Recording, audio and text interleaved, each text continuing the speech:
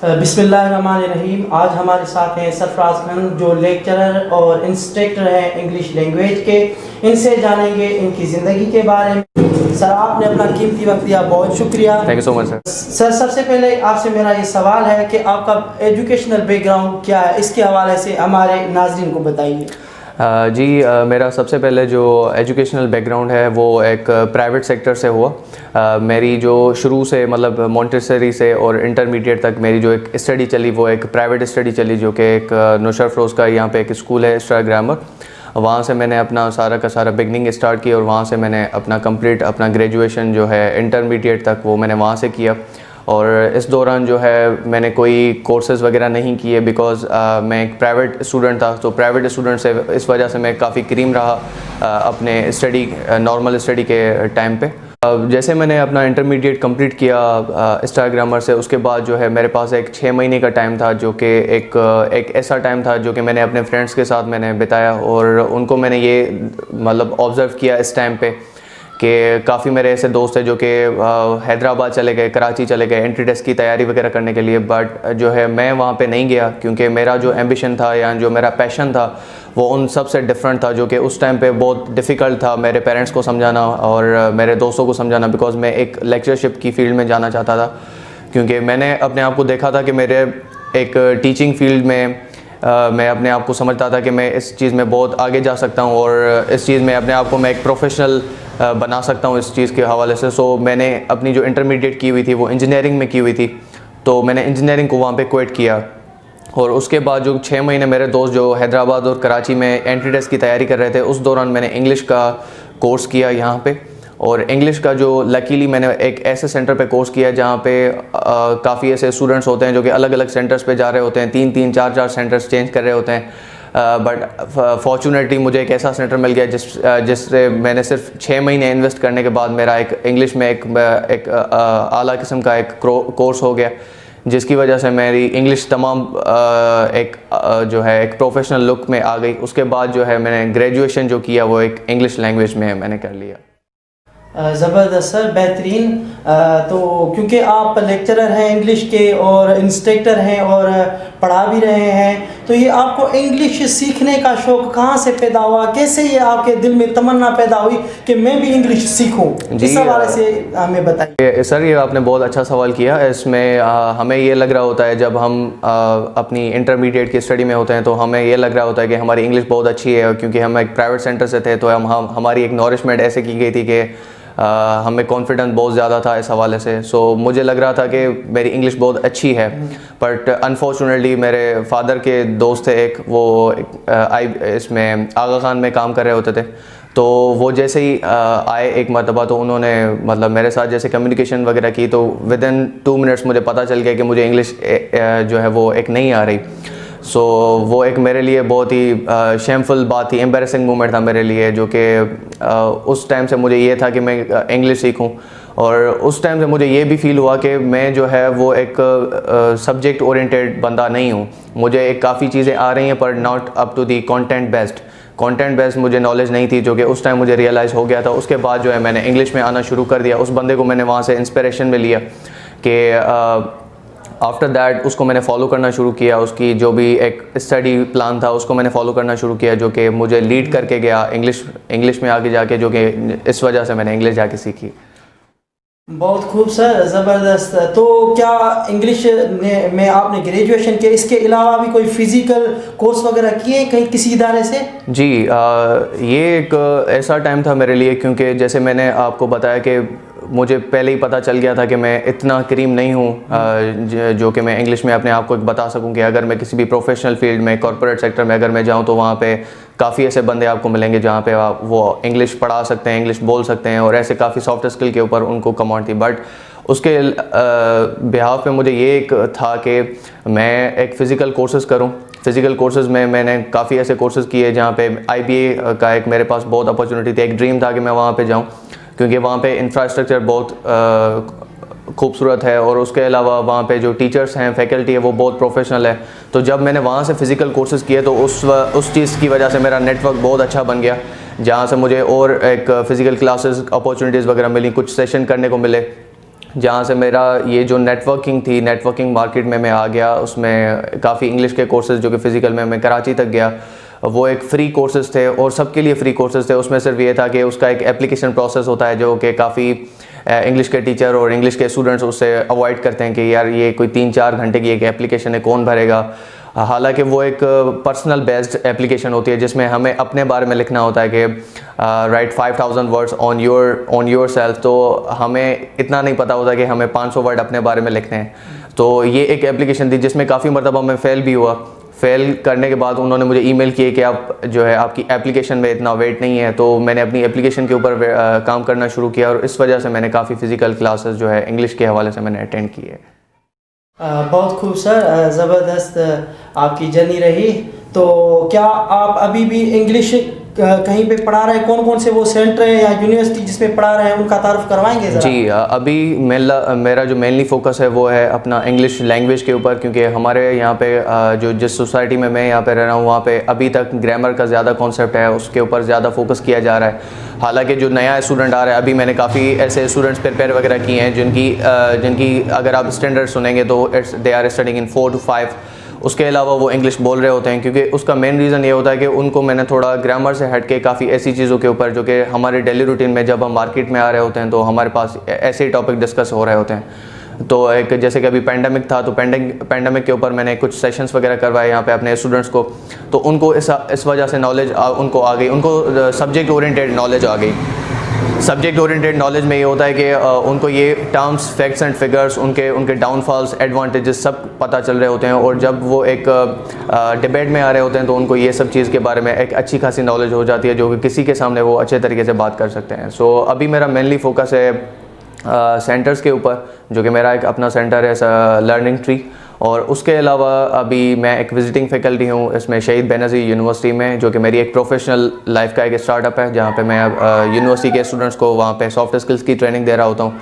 और उसके साथ ही मैं उनको सब्जेक्ट ओरिएंटेड नॉलेज दे रहा होता हूँ, जो कि जिस टाइम में मैं वीक था तो मैं नहीं चाहता कि उसमें वो भी वीक बने। तो एक जो कि उनकी यूनिवर्सिटी स्टडी है तो वो एक अच्छी बन सके। जैसा कि सर आपने बताया कि माशाल्लाह आप बच्चों को तैयार कर रहे हैं, फोकस है कि इंग्लिश लैंग्वेज पे, क्योंकि ग्रामर तो जिधर की पढ़ाई जा रही है, ठीक है ना।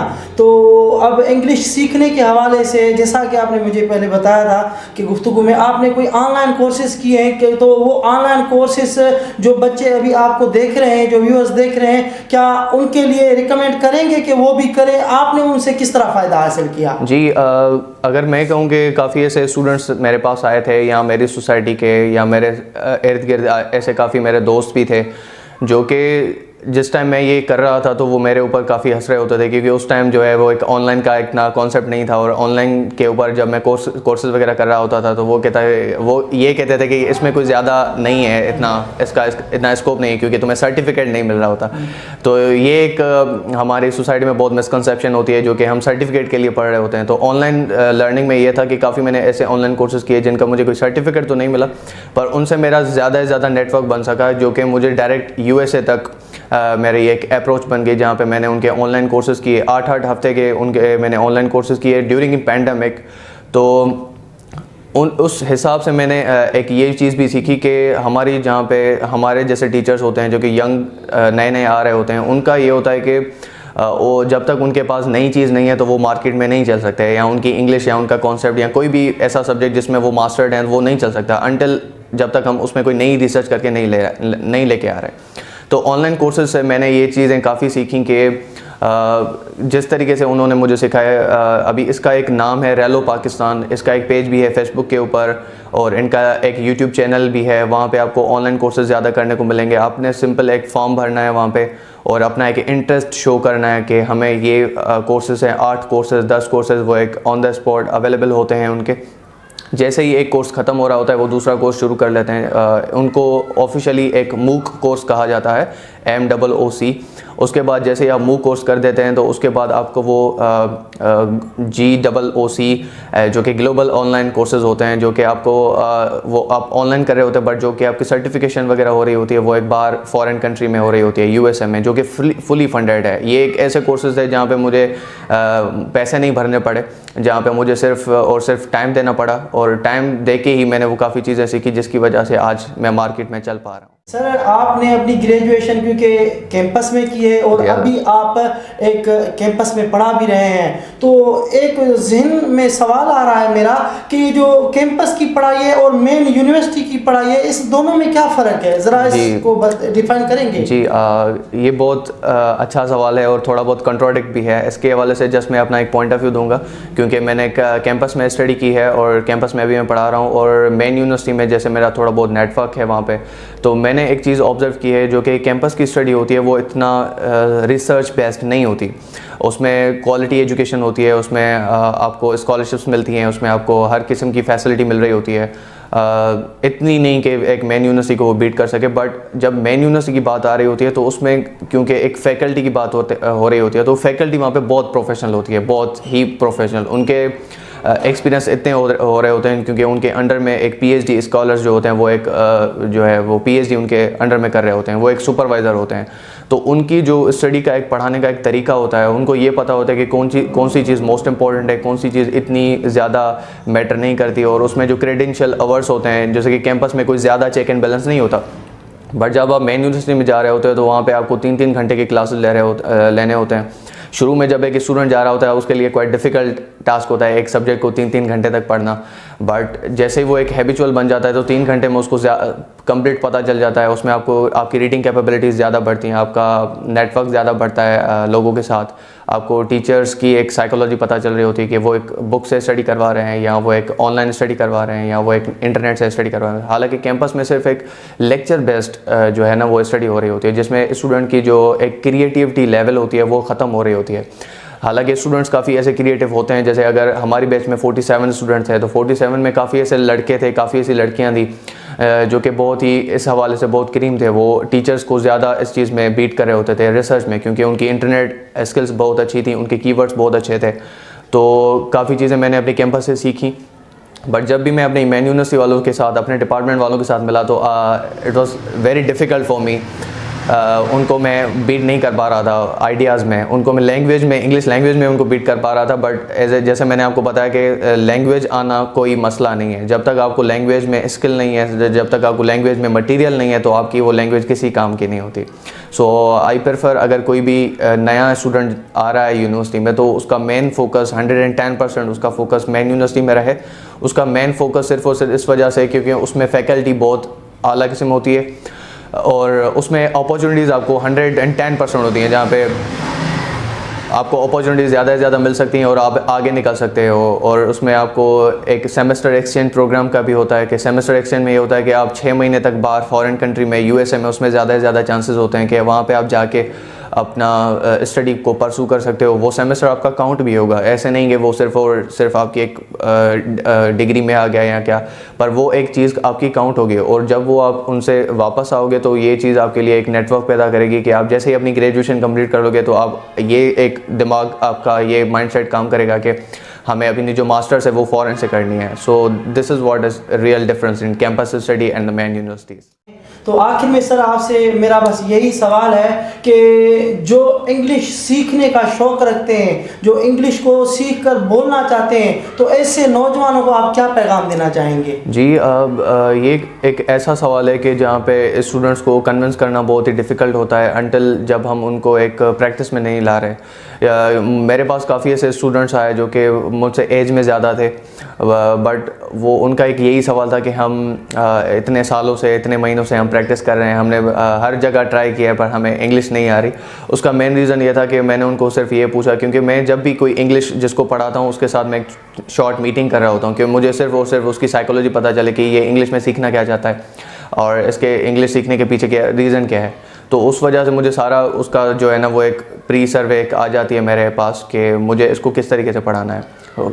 अक्सर का जो स्टूडेंट्स हमारे पास आ रहे होते हैं वो एक इंसल्ट होके आ रहे होते हैं, उनको सोसाइटी में ये कहा जाता है कि आपको इंग्लिश नहीं आ रही। तो उनको मैं इंग्लिश इस तरीके से सिखाता हूँ कि मैं इंग्लिश ज़्यादा से ज़्यादा जो चीज़ सिखा रहा हूँ वो मैं सोशल मीडिया से ज़्यादा सिखाता हूँ। अगर आप मुझसे ये पूछेंगे, अगर काफ़ी ऐसे स्टूडेंट्स हैं जो कहते हैं कि हमारे पास नेटवर्क इशू है, हमारे पास इंटरनेट नहीं है, तो हम इंग्लिश कैसे सीखें, तो उनके लिए मेरे पास एक सिंपल सजेशन ये भी होती है कि आपके पास जो अपनी फ़ोन की गैलरी हो रही होती है, तो फ़ोन की गैलरी में आपके पास ढेरों सारे फ़ोटोज़ हो रहे होते हैं, 1000+ फ़ोटोज़ होते हैं। तो एक मरतबा मैंने एक स्टूडेंट को इस तरह प्रैक्टिस करवाई कि मैंने उनको कहा कि आप अपने मोबाइल के स्क्रीनशॉट्स निकालें। तो स्क्रीनशॉट में ये होता है कि आप स्क्रीनशॉट तभी निकलता है क्योंकि या तो वो कोई इम्पोर्टेंट चीज़ होती है या तो वो आपकी एक अहम याद होती है जिसके ऊपर आप ज़्यादा इंटरेस्ट पैदा कर रहे होते हो, तभी उसके आपने एक स्क्रीनशॉट में आप उसको लेके आ रहे होते हो। तो स्क्रीनशॉट के ऊपर जब मैंने उसको कहा कि ये आपने स्क्रीनशॉट क्यों निकाला है और इसके पीछे की रीज़न क्या है और उसके अलावा इसके पीछे की कहानी क्या है, तो उसके ऊपर स्टूडेंट ने एक इंटरेस्ट लिया। इंटरेस्ट लेने के बाद उन्होंने इंग्लिश में बोलना शुरू किया, तो जो कि एक इंग्लिश में उनका एक इंटरेस्ट फ्लोज जो है वो ज़्यादा बढ़ता गया। सो आजकल जो मैं इंग्लिश जो सिखा रहा हूँ वो इस वजह से सिखा रहा हूँ और इस चीज़ को आगे रख के मैं सिखा रहा हूँ। उसके बाद मैं स्टूडेंट्स को ये भी सिखा रहा हूँ कि आपके पास जब भी कोई ऐसा बुक आए, कोई ऐसा न्यूज़पेपर आए, कोई भी ऐसा टेस्ट पेपर आए, तो उसको आपने, अगर आपके पास स्किल है और एक चीज़ आपने सीखी हुई है, तो ये चीज़ें आपकी ज़्यादा से ज़्यादा आपको आगे लेके जा सकती हैं जहाँ पे आप ये चीज़ें ईज़िली सॉल्व कर सकते हो। So this is what my personal suggestion. Sir आपके आने का बहुत बहुत शुक्रिया। Thank you so much sir. Thank you so much. कीमती वक्त दिया। Thank you so much sir. Thank you.